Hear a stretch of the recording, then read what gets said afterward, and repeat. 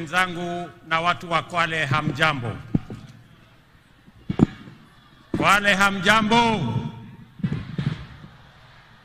Kwale, assalamu alaikum. Bwana Yesu asifiwe. Similani, Mjisimila, Malamadzo, Mvula ya Pevo, Mloganji, Similani. Ndugu watu wa Kwale, kwanza nataka niwapongeze wananchi wa Kwale na wananchi wa taifa letu tunayoipenda Kenya kwa kutukaribisha katika sherehe hii ya Mashujaa 2024 hapa Kwale. Nataka nimpongeze viongozi wote waliofika hapa. Nataka niwapongeze pia viongozi wote wa Kwale hii wakiongozwa na Mama Governor Fatuma Achane.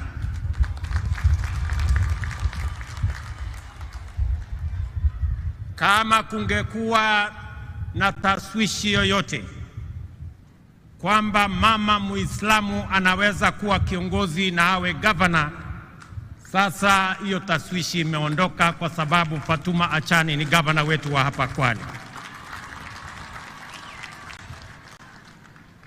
We can now confirm without a doubt that women leadership has a firm place in the Republic of Kenya. Pia leo asubuhi tumekuwa na jambo la kihistoria tena. Kwa mara ya kwanza katika taifa letu, mwanajeshi mama kuongoza sherehe hii. Luteni Kanali Faith Mwangandi, huyo mama hapo, mpigie makofi jameni.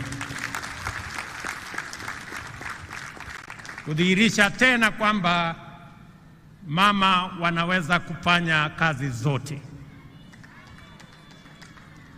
And that is why we, the people of Kenya, are proud defenders of our freedom and aspire to become and remain free and sovereign. These were the foremost attributes of the first generation of freedom fighters who faced the monster of imperial domination with unflinching courage and commitment to prevail, even if it cost them everything, including their very lives. From them, we have a fine model that has inspired generations of selfless patriots and continues to inspire us today as we do our part in nation building.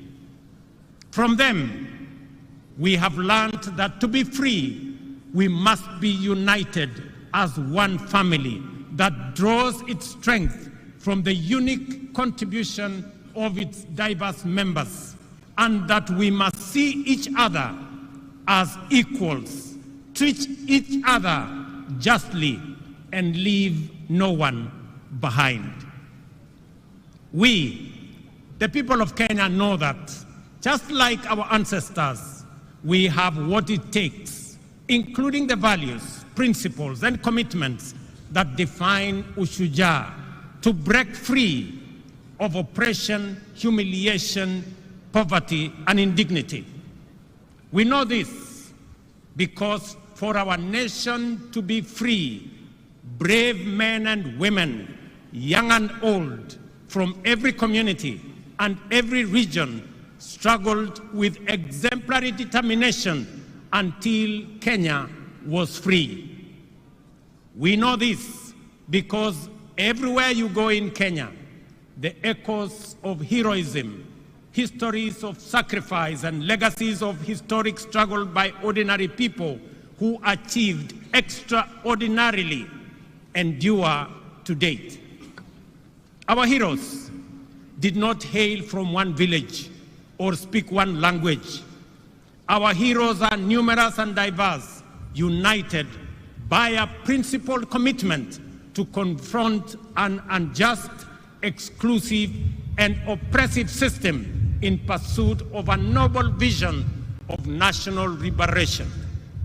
This unity of purpose motivated the icon of courage, Mekatilili Wamwenza, and her generation of champions from every part of Kenya to resist colonialism, as well as Ronald Ngala and his fellow freedom fighters who advocated independence and decentralized government, which was an early fashion of devolution. In confronting colonialism, Mekatilili Wamwenza did not seek to free her village or region from occupation by a community. Instead, she resisted the structures and institutions of a system of exploitation and tyranny in the knowledge that defeating it would free a whole nation.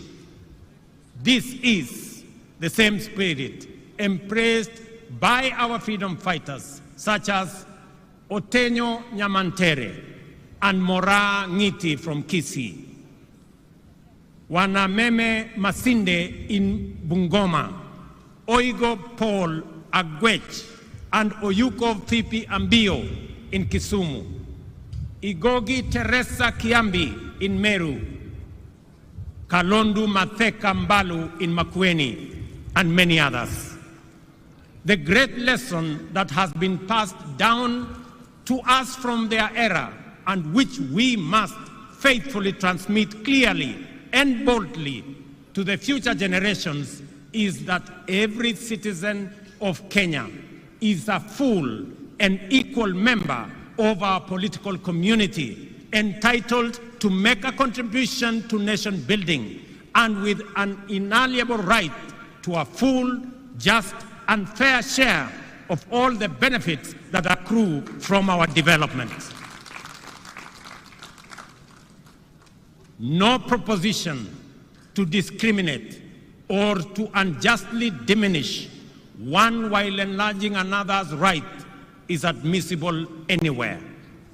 Therefore, any formula seeking to exclude, alienate, or disenfranchise any person, group of community for any reason is repugnant to the very essence of our nationhood. We are one people, and Kenya is one united, indivisible, and sovereign nation. Ladies and gentlemen, freedom came at great cost and was won against overwhelming odds. It called for a capacity to embrace immense sacrifice and willingness to pay the ultimate price. We remember them and appreciate their sacrifices. We recognize their achievements and acknowledge that the nation we have today, with its past history and future prospects, is a legacy of their work, commitment, and life. Every day, the Constitution commands us to honor our freedom fighters who struggled heroically to bring freedom and justice to our land by living up to the spirit of Ushujaa in the way we relate with one another, pursue our vocations, and build our nation. Article 10 of the Constitution shows us how to be mashujaa in our own way, day by day, every day. The freedom fighters were inspired by enduring universal principles and values which have transcended generations and live with us today. Unity, sharing, integrity, courage, determination, and patriotism are our sources of strength in the face of difficulty, risk, and danger. The struggle for freedom is the overwhelming and everlasting mission of humanity, because in freedom lies the opportunity to achieve peace and democracy, health and wealth, justice and dignity, equality and inclusion, as well as unity in the pursuit of prosperity individually and collectively. Freedom is the key that opens the door to sustainable progress in every sector. That is why today we are a modern, competitive economy and a devolved democratic society. Our freedom has allowed us the space to grow and perfect our nationhood, sustaining the spirit of freedom to evolve from the monopoly of liberation movement into a dynamic, pluralistic society where competition makes us stronger. Since the ultimate goal of freedom is sustainable development, the heroic struggle of our time must focus on achieving this through inclusive growth. The Ushujaa of our era calls for urgent mobilization to create wealth and jobs, reduce poverty and inequality, and protect our environment.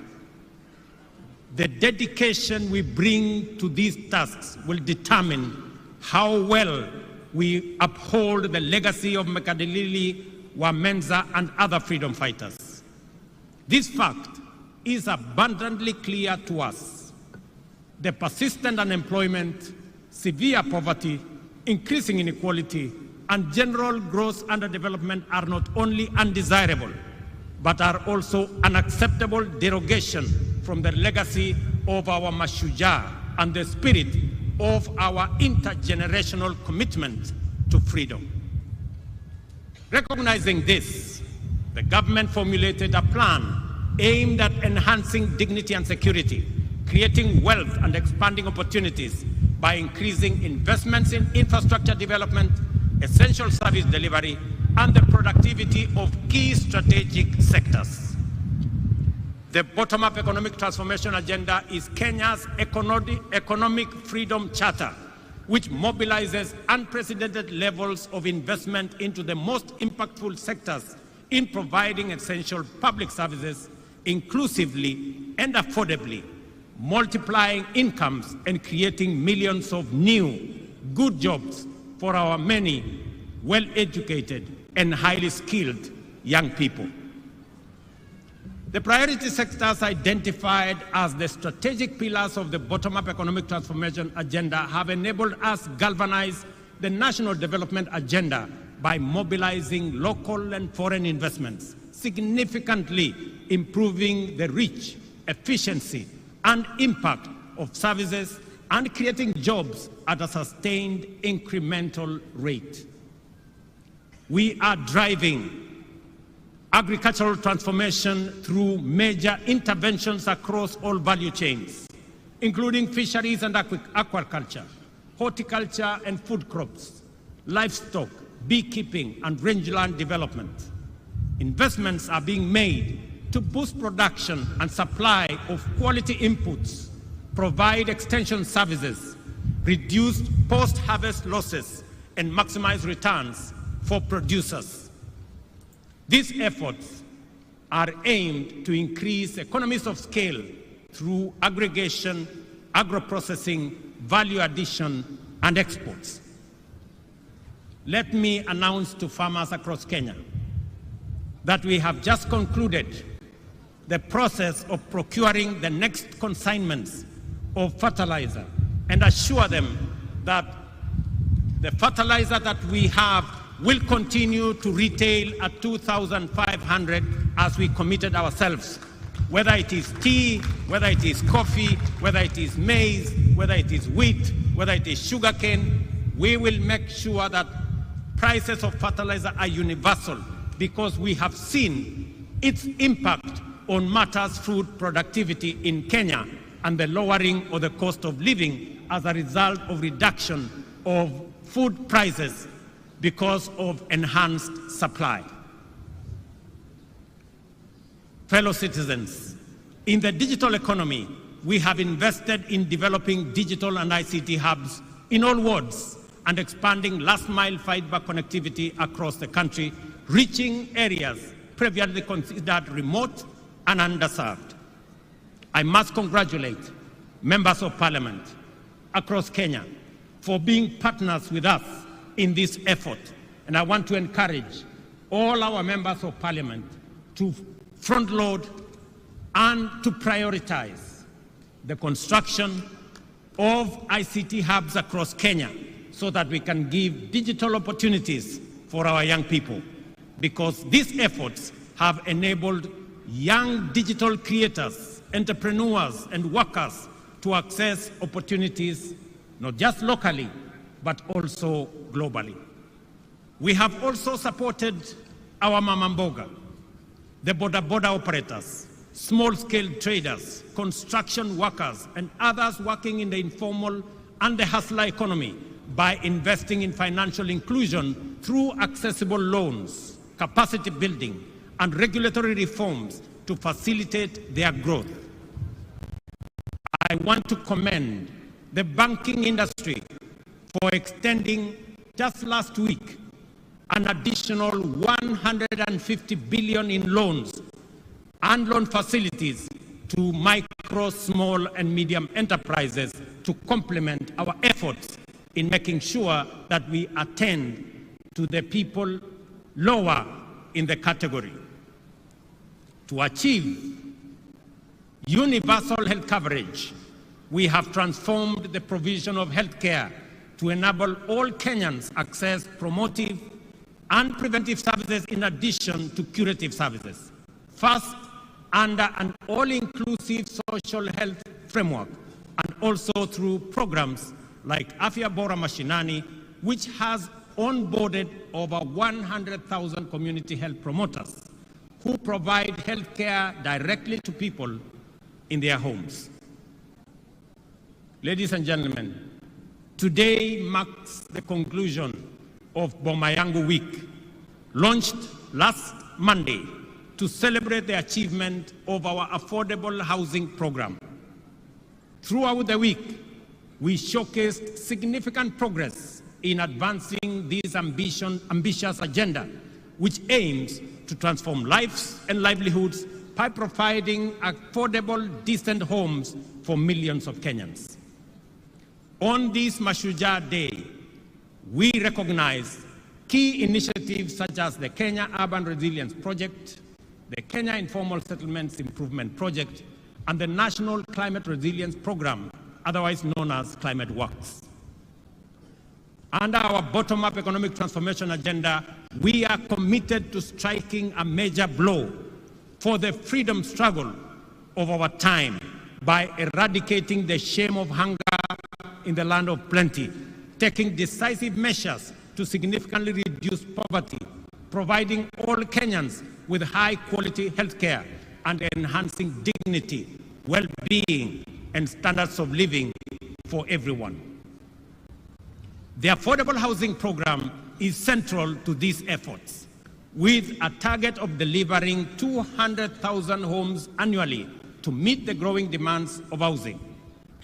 This initiative aims to tackle the deficit that has left many Kenyans living in insecure, unsanitary, and poorly constructed dwellings, and also fostering the growth of sustainable communities and generating jobs and opportunities across many other sectors.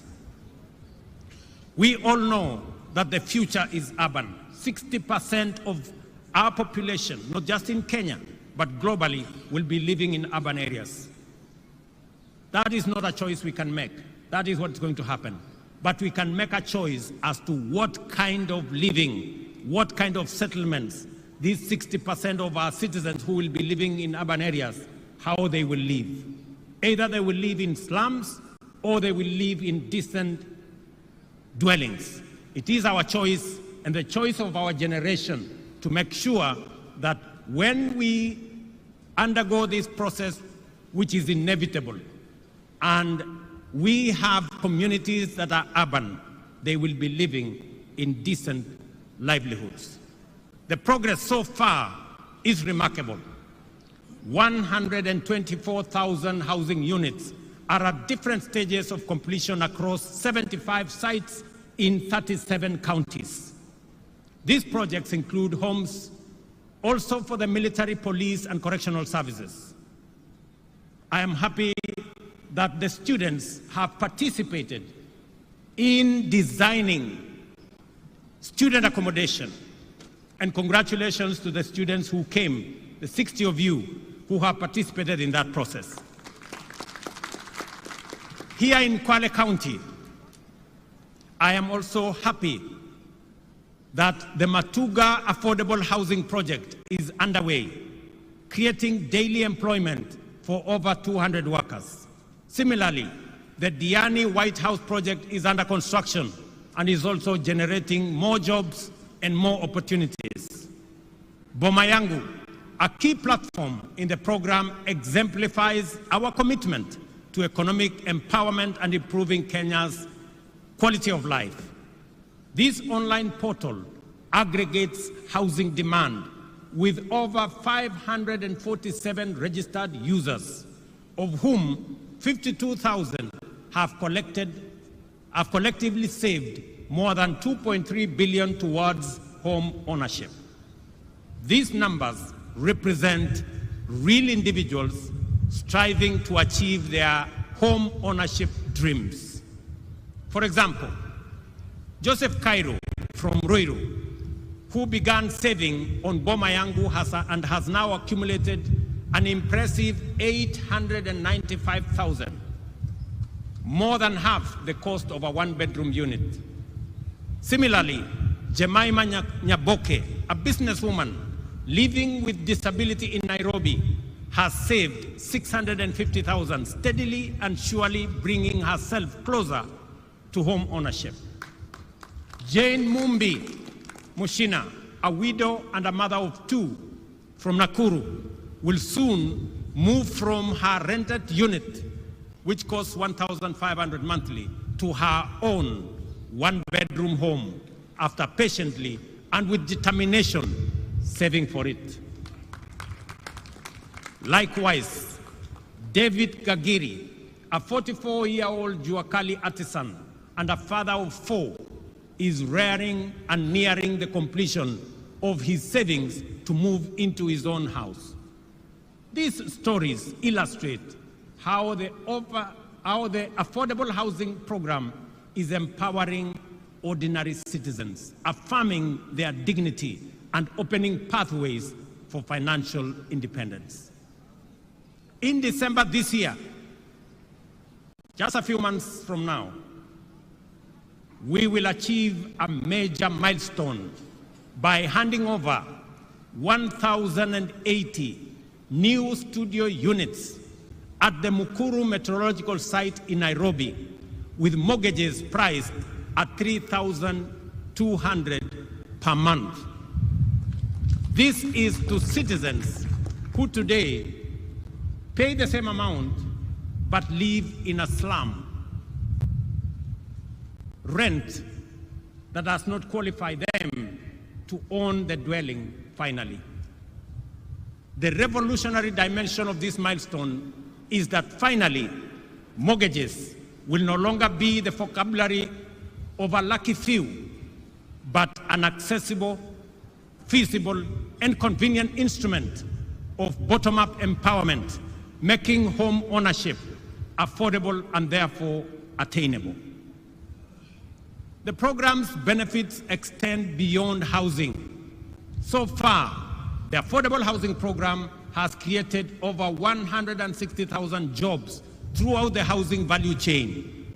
While the industry remains predominantly male, we are working to increase female participation to 30%, up from the current 20%. Our collaboration with the Juakali sector has demonstrated the affordable housing program's significant potential to transform local manufacturing. In Kwale, over 200 artisans are providing essential services at various sites, fabricating components such as doors, windows, and cabinet fittings. The success of involving worker cooperatives and artisans has strengthened our commitment to support local businesses. You heard the governor of Kwale enumerate the number of companies that now work with us. To facilitate this further, the government has allocated Kenya shillings 4.4 billion specifically for payments to MSMEs supplying goods and services under this program. I was especially proud to witness the signing of the 720 million subcontract awarded to Soweto High-Rise Fabricators and Woodworkers Association in Kibra, just the event that you saw us here this morning. This partnership will greatly enhance the business prospects of these Juakali associations, now recognized as bona fide affordable housing program suppliers. Ladies and gentlemen, on this day, it is important for us to remember that the objective of the freedom struggle was for the citizens of Kenya to have full rights and opportunities to live in dignity and achieve a high standard of living with security, health, and wealth. As we implement affordable housing program, therefore, we must at the same time move quickly to complement it with initiatives that promote health and well-being and secure work and livelihoods. Thus, healthcare remains a priority under our bottom-up economic transformation agenda. We are advancing the scope of the universal health coverage to give every Kenyan access to promotive, preventive, curative, and emergency services. Through the Social Health Insurance Fund, citizens will contribute and access comprehensive healthcare benefits, and those who are categorized as not being able to pay, the government of Kenya will step in and pay for them. The value for money in this scheme will be undeniable once the migration from the National Health Insurance Fund is completed and the fund is fully operational. As of the beginning of this month, 12.9 million Kenyans were registered with the Social Health Authority, and all public health institutions and alongside 50% of private facilities were already enrolled to provide services. I urge private hospitals to expedite the contracting process to enable us complete the final rollout of the universal health coverage. To accelerate this rollout, the government of Kenya has released 3 billion shillings to settle outstanding payments to hospitals and other service providers. I know this has been a major concern for hospitals that are owed by the former NHIF a lot of money. I want to give them my assurance that from next week, we have already released the money that will go into settling some of the debts that have held back their services under our new program. Ladies and gentlemen, the time for doubt and anxiety is slowly but surely getting behind us, and the space for criticism, skepticism, and pessimism is over. Real change ushers us into unfamiliar places. Transformative change overturns old assumptions and unlocks unprecedented possibilities. Every step into the future takes a measure of courage, and the comfort of the familiar can become a temptation to hesitate or backslide. We have been here before, Kenyans, times without number.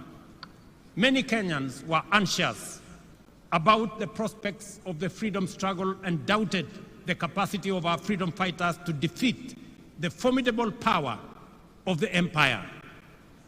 Some were afraid that what they saw as an uncertain future in an independent nation, in contrast with the very real, if undesirable, present in an oppressive colony. Later, when challenging the single-party monopoly, many worried that embracing democratic pluralism might destabilize the country and lead to state collapse. More recently, some hesitated as we took a leap of faith into a new dispensation, fearing that devolution could fragment the nation and that strong checks and balances might render the republic ungovernable.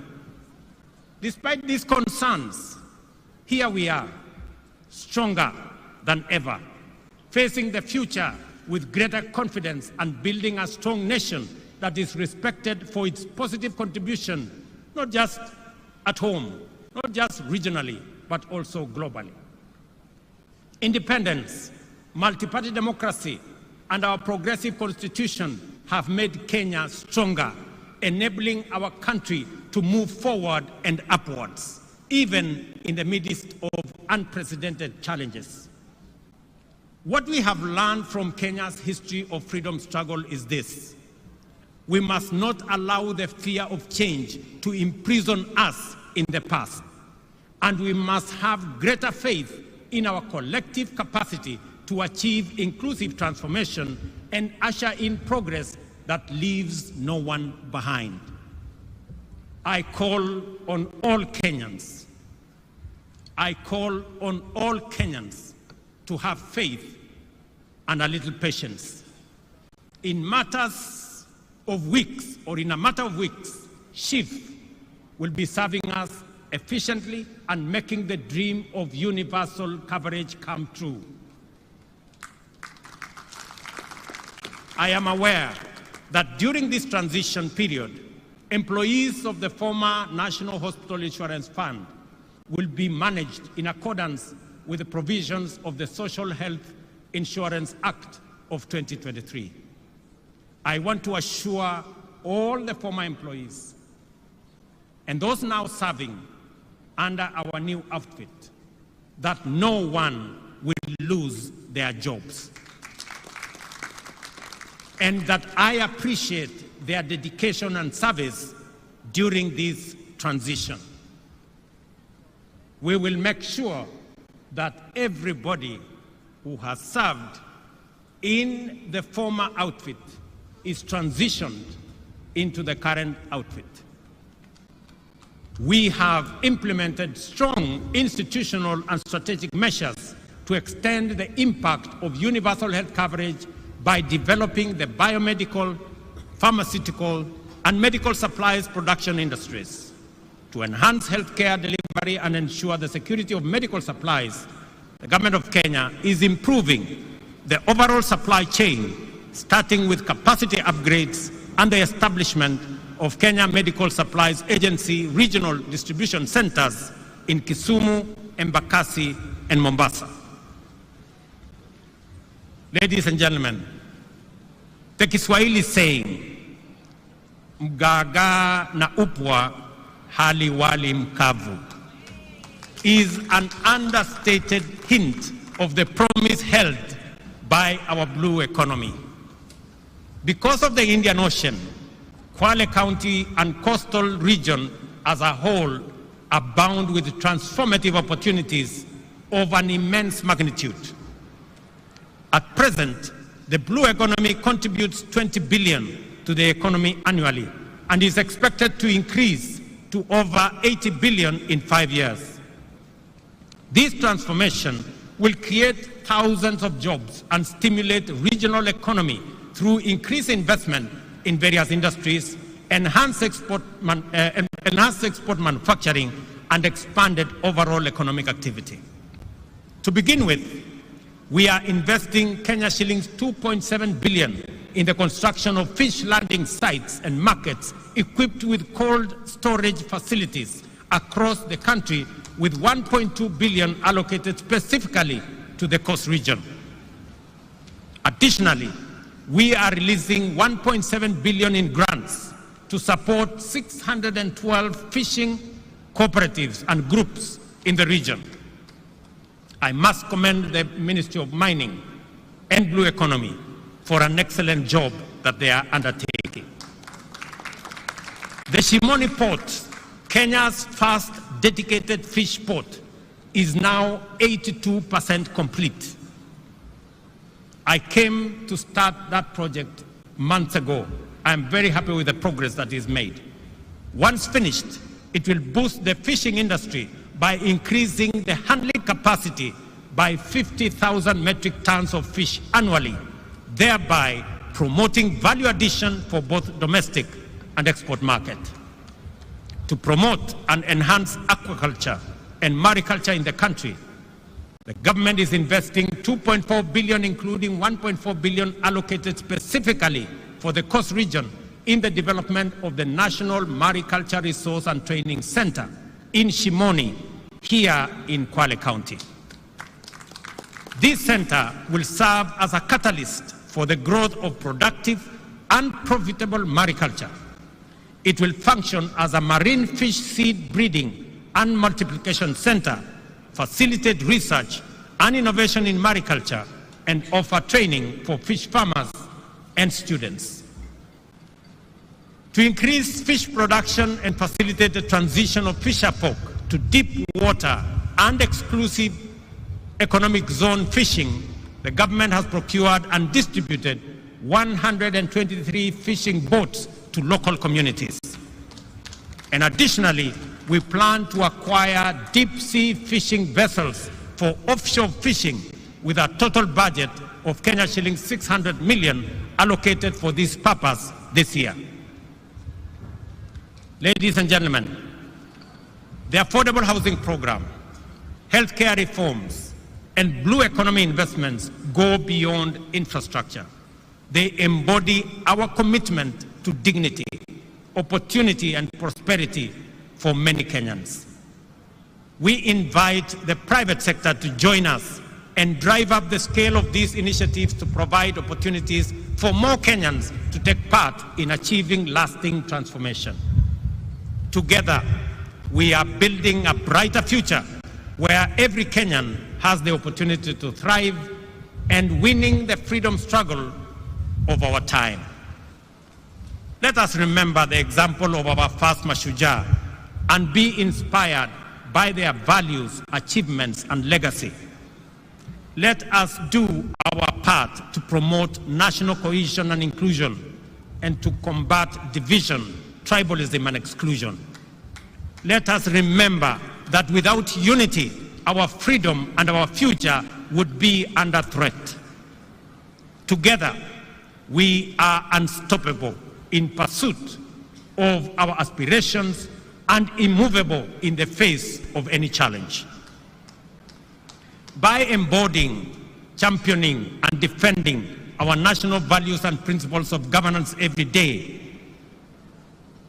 we will be able to live up to the monumental legacy of Meka Tilili Wamenza and other heroic men and women who blazed the trail for the patriots who followed and built a nation that present and future generations will be proud of.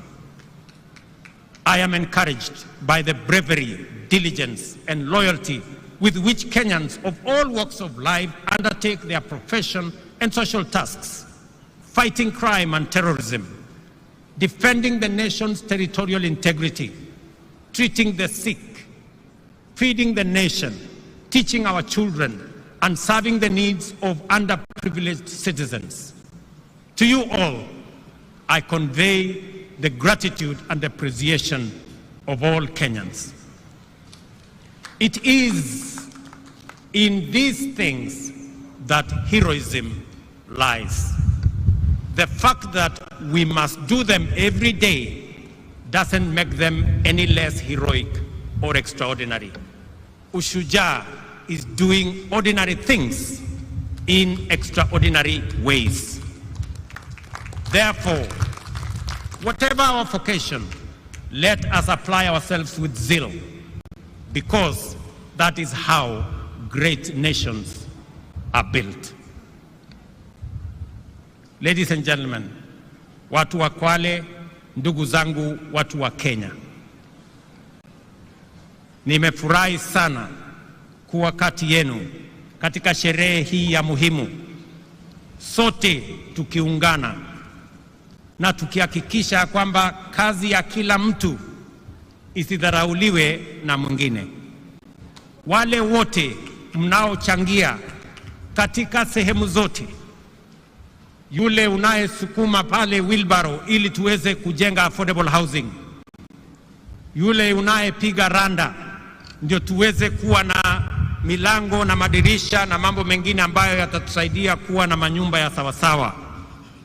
Walimu pale shuleni mnapojitolea kufundisha watoto wetu, wakulima shambani wanaofanya bidii ndio tupate chakula, askari wetu ambao wanasimamia usalama wa taifa letu la Kenya, wafanyabiashara wetu ambao wanafanya bidii wakiamka mapema. Nyinyi wote ni mashujaa wa taifa letu la Kenya kwa zile majukumu mnayofanya.